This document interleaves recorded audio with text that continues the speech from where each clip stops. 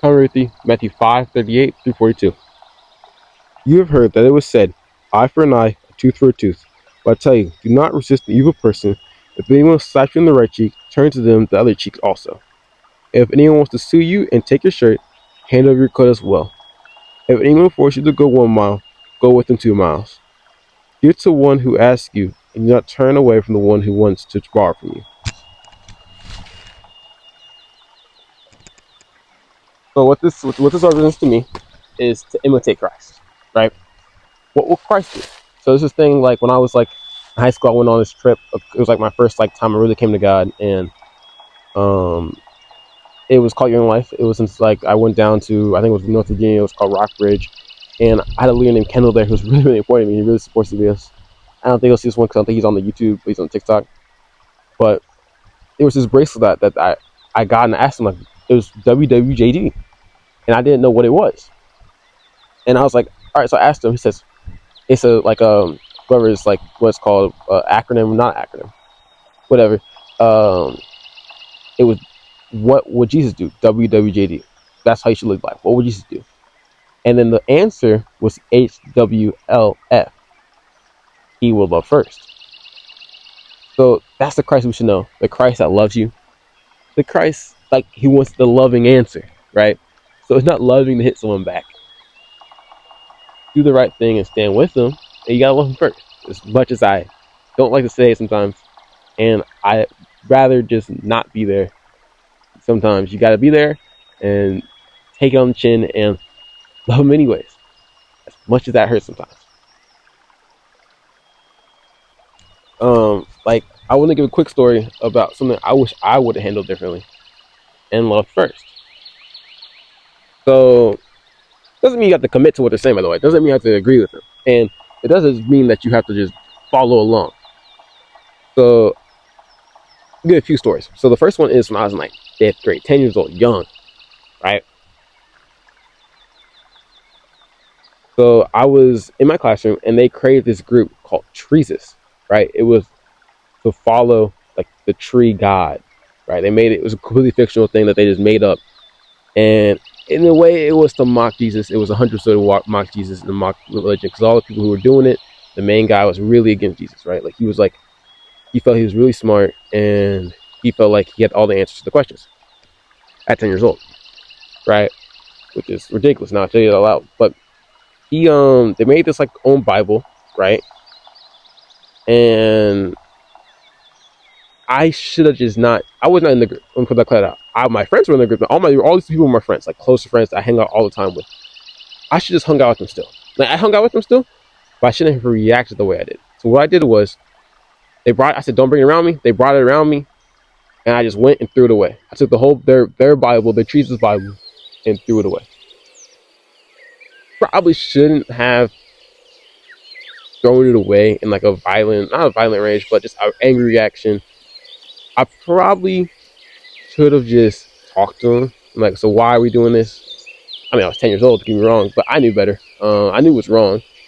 I didn't get in trouble for it because I was like, I gave him accurate warning, don't bring it around me. I didn't want any part of it. But I should have acted in a more kind and loving manner. These guys are still talk to one of them or two of them. I still. Some of these guys will be some of my friends for life.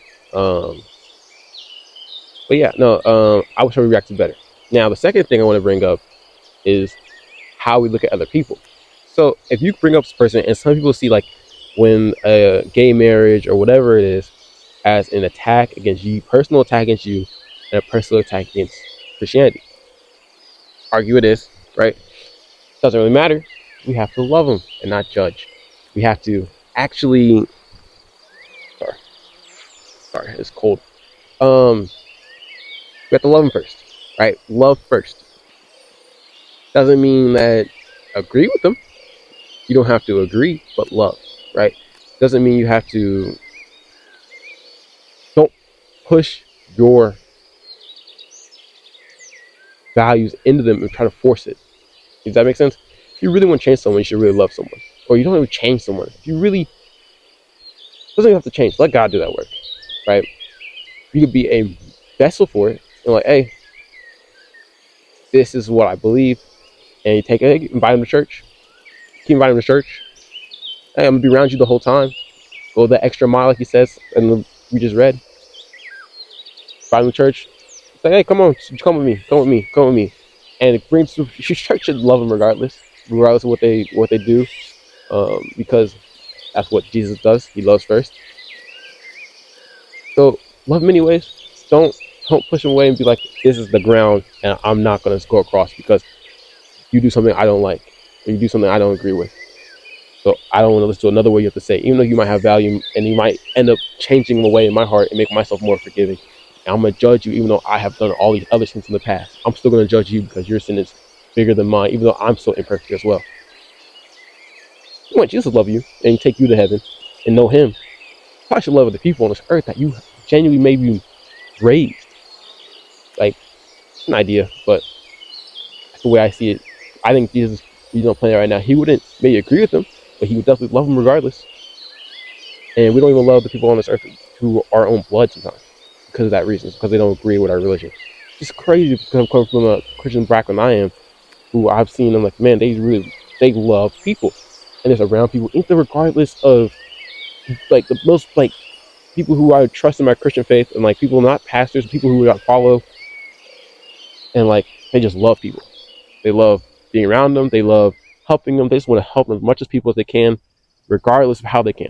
They just want to be around them. And eventually, most of them just come like, oh, I just want to not teach you something. I just want you to come along with me.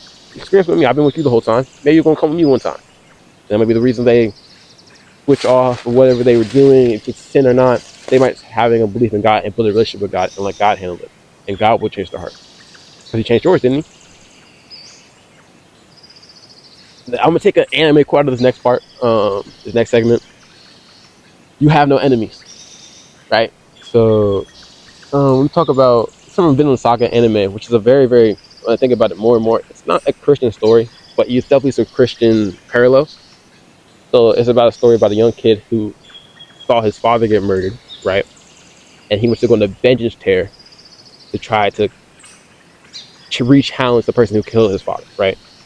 And there's this crazy arc where he's basically sent as a assassin to go get chances and all that, right? Eventually, the guy dies and to a different person, right? And then he goes on and he becomes a slave and becomes a just focusing on I don't ever want to fight again, right? I don't want to ever take life again. I want to build a loving place for anyone to go, where there's just away from all the danger and all the war. A changed man, right? A young person in transition. That's basically what the story's about, right? Um, but the main thing is one of the main points is you have no enemies. You don't have a issue where you need to actually harm someone, right? Because if you harm them, there's nothing worse than going to hell, right? That's the ultimate ground worst. And whatever they do to you, it can't be worse than going to hell. Even if in the moment it feels like it, it's not worse. That's just bottom line what it is. Is somehow it can always get worse because you're not in hell yet. That's summing up what it is. What I'm saying. You have no enemies, right? So there's no real reason to fight back. There's a scene in the anime towards the end where he just gets punched, and punched, not fighting back. You know, he very well defeat everyone in that area easy. He decides to not fight and just let him hit him and just keep letting him hit him, letting him to prove that his will is greater than whatever they can do. And he's kept so he can meet the king and all that, whatever, and just to prove that he has a way that without fighting to still show love and to prove that fighting's not the answer, right? So we're in a crash area. We're in an era where we're just trying to react. And think before you react, please. That's just basically what I'm saying. Is most times you will react in a way that harms others, and go the extra mile and just turn the other cheek sometimes. And sometimes turning the cheek doesn't mean stay with them, but walk away. The last point I want to make is do not be attached to things, right? Being attached to things is being attached to things is crazy because if they can take, and harm you, that means you're attached to it, right? And I'm definitely attached to a lot of it. I'm attached. I like money. I really like money. I like my phone. I like my video games. I like my clothes. But growing away and getting out and turning away from it is different. So becoming unattached to things is important. Because if you can give away your money and just turn away from it altogether, you're in a whole other place, right? You're in a whole new trailable bracket. You can just, someone asks for it, you give it regardless. One thing I thought about when I was reading this passage was homeless people. I know a lot of homeless people, when you give them money, they can take it and buy drugs and things that we don't want them to buy. Now, that's conflicted, but doesn't mean don't give them nothing. And you don't want to enable them. It's kind of hard. It's a hard balance, right? So when that happens, what do they really need? They need food, they need housing, they need shelter, they need help, they may need care, they may need someone to talk to. You have something to give, right? If you have nothing, you're wrong. You have time, you have some words, you have writing. You don't even have, even if you can't write, you could feel, you could just be in the presence. You have something, right? And to give that away is when you have nothing, when you have no money. That's it for today. That's David by Real Miles. See you guys next time.